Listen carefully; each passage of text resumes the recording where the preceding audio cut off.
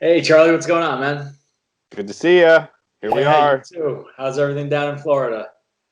We are trucking along, making the best of it. There you go, as always. Well, reason we're talking now is as a part of the virtual boat show. I thought it would be fun to talk a little bit about our cover star of the most recent issue of Outboard Magazine. Now that has gone off the press, and it was really this is your first feature in Outboard, and really hit the ground running. Unbelievable story of two different boat builders coming together. You got Freeman and Merritt for this little known boat builder slash songwriter, Jimmy Buffett. Interesting. It was funny. I think everything we hope for in a good story. So just to kick things off, how did this project come to be that these two different builders would collaborate on a project like this? Yeah, well, first, it was great to be on the team and get that story out. Definitely. So, when you're Jimmy Buffett, I guess you have a little bit of pull. Him and his captain, Vinny Lasorsa, had this great vision. They were familiar with Freeman and they really loved the catamaran and the high performance and the speed and ride. Mm-hmm. But Jimmy likes a certain degree of comfort on his boats that a lot of, these fast cats just don't provide. So Yeah.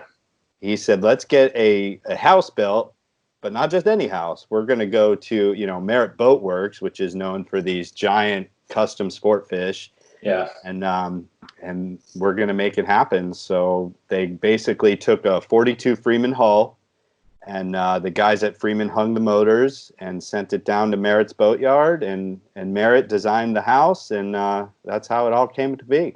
Well, let me ask you, these two builders coming together, it's very unorthodox. Is this something that because it was Jimmy Buffett, they kind of jumped at the chance to collaborate? Yeah, I think so, pretty much. I spoke to both companies, and they both said, this isn't something we normally do, but, when you have a client like that, and I think they both really had fun with it, and it gave them the chance to try something new. And talking with Roy Merritt, who's always really fun to talk to, he's very old school, kind of like, does a deal over a handshake, like a true gentleman. He said they kept bothering him and he kept saying, no, no, no, no, I don't want to do this. It's not Really? what we do. And then he finally said, look, we'll do it, but we're going to design the house and we're going to make it here. And they knocked it out of the park. The first design was what they went with, which in any of these projects is pretty rare. Normally there's some give and take, but they Mm-hmm. just nailed it. So besides the Merritt House with the Freeman Hull, were there any must-haves that were on Jimmy's list? I mean, I got to think he had a killer sound system, but anything else that were essentials? Yeah, there was three basic things, and when they told me this, I had to laugh because I was imagining they'd be very, intricate or something. But the three things were shock absorbing helm seats, Nice. salon windows that opened up and down as opposed to, sliding, because he Mhm. didn't like how those windows tend to creep. And he wanted a retractable awning over the cockpit and the bow area. So those were pretty easy to hit, and he got them in spades.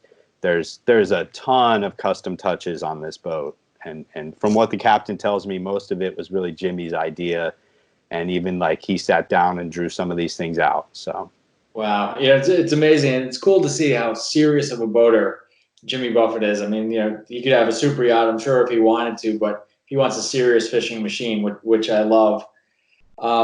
In the he's had a piece, few super yachts too, though. sure, well, but when you're Jimmy Buffett, I'd expect nothing less. Yeah. In your story, there was a hilarious anecdote that you had that this wasn't Jimmy's first Freeman, but the story about how he came to own his first Freeman, I thought was really really had me cracking up. Can you tell our readers about that? Sure. Yeah, it is a great story. So they were repowering a 42 Rybovich they have, and they wanted a boat for the summer season. Jimmy fishes in Nantucket every summer for tuna. And so Vinny, the captain, said, have you seen these Freemans? And he liked the looks of it, but he said, I really want a pilot house. So they did some research and found that there was one Freeman pilot house built, a 33-foot cat, and they somehow were able to track this boat down. It was in North Carolina. They reached out to the owner, and at first he hemmed and hawed. I love the boat, blah, blah, blah. And they said, well, can we come look at it? Yeah. So Jimmy and his captain Vinny went up to North Carolina, spent a day with the owner, asking all kinds of questions. What do you like about the boat? What would you change? And Vinny was taking pictures of Jimmy and the guy who owned the boat sitting there, on the gunnels, chatting away. And later that night, he texted the owner the pictures, like, hey, these are cool. And the guy said, oh yeah, I meant to ask you, by the way, what does your boss do for a living? And, and Vinny said, well, he's a singer. And the guy's like, really? A singer? Like, what does he sing? And he's like, Cheeseburger in Paradise, Margaritaville. And then the guy immediately called him and was like, get the F out of here, So, yeah, he had no clue. They were just two guys talking about boats. He spent the whole day with Jimmy Buffett and didn't even know it. I love that. Well, so this reminds me of another funny story in the piece, is actually about Captain Vinny and how he got that job. I guess he was on a very different path than working for Jimmy. He almost was working for the U.S. government there. Yeah, that was a close one. How'd that one come to be? So Vinny was in his mid 23, I believe, when this all happened. And at the time, he had been a freelance captain here and there and was sort of lost, I guess. Like, is this what I really want to do? And then he met Spider Andresen, who is Jimmy's fleet captain. And they were chatting, I guess, but he was still not quite decided. And he was thinking about joining the Marine Corps. And he was actually with a recruiter from the Marine Corps when the phone rang, and he said, oh, well, this is Jimmy Buffett. And the guy was like, you better pick that up, son, And then, so yeah, he went on a much different path, and he's pretty darn happy it worked out the way it did. He says Jimmy's a cool guy to work for and doesn't micromanage, and, they mostly just talk about fishing and boating. It's not about, I think he uses this as his escape. Sure. Don't we all? But what a story about amazing crossroads, right? It's close. Yeah. I love that the recruiter too was like, yeah, you better get out of here. Yeah. You don't want to hit callback on that one. Yeah. So, as your story talks about, this project really came together, and the boat ended up being really stunning. Tell me a little bit about the finished product. I mean, my understanding is it came out to be pretty fierce in the end. Yeah, the first thing you notice really when you walk up to the boat is it just looks like it's supposed to be that way, which I think when you put a pilot house on these center consoles is a hard thing to accomplish. It's got that same sort of salon window shape that Merritt's known for, and a lot of those custom sport fish boats are. And they used a lot of high-tech composites and carbon fiber and all these things to keep weight down. The customizations are sort of, they don't jump right at you. They're small but very functional. Everything is organized. Freeman's have a lot of storage space on them because they've got those big sponsons. Yeah. And everything's got, these custom cutouts. So the toolboxes and the buckets, everything, and the weights, and just, I could go on and on about the custom fishing things. I mean, there's like 60 rod holders on the boat, got a pipe welder's tower. They really worked closely with every company involved on that boat. With Yamaha, they worked closely. Garmin worked with them. JL Audio, you'd mentioned. You have a musician like that, you got to make sure the music's just right. And apparently, he only likes to listen to country and reggae when he fishes. That's it. I can see that. Yeah, you see a lot of subtle things.